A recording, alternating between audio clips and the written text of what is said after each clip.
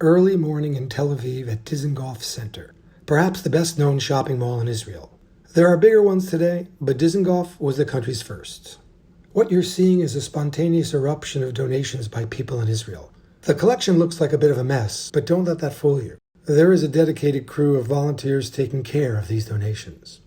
And this is just a drop in the ocean of support Israel's troops and families left bereft after the October 7 invasion by Hamas terrorists have received.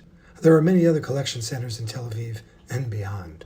The donated clothing, shoes, toys, and books are all covered for now, and I am on guard duty to watch over them, in particular the equipment and medicine collected for soldiers. When the center opens, the items will be available for handing out on-site and shipping to locations where needed.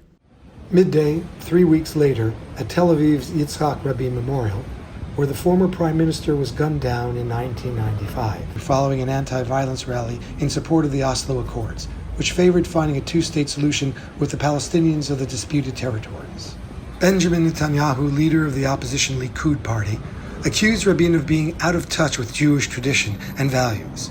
Right-wing protesters called Rabin a traitor and a murderer and compared him to Hitler. Some rabbis labeled Rabin a rodef, a pursuer who endangered Israeli lives.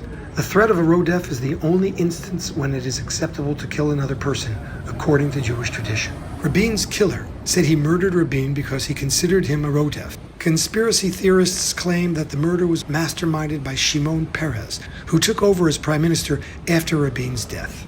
Peres served for 1 year and was succeeded by Benjamin Netanyahu, who served for 3 years, then returned in 2009.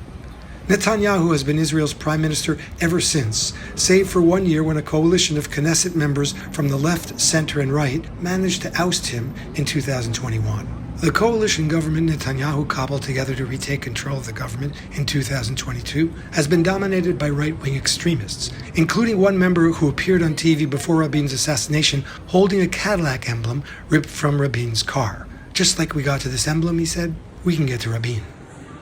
Midday, back at Dizengoff Center, 3 weeks after the start of the war. Most clothing donations have been moved, and I'm on my way to lend a hand at the new third-floor donation site. To date, Hamas has released 4 hostages, with a reported 245 still in captivity.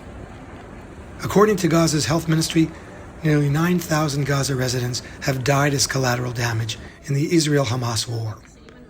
Israel has vowed to destroy Hamas, and Hamas has shown no signs of capitulating.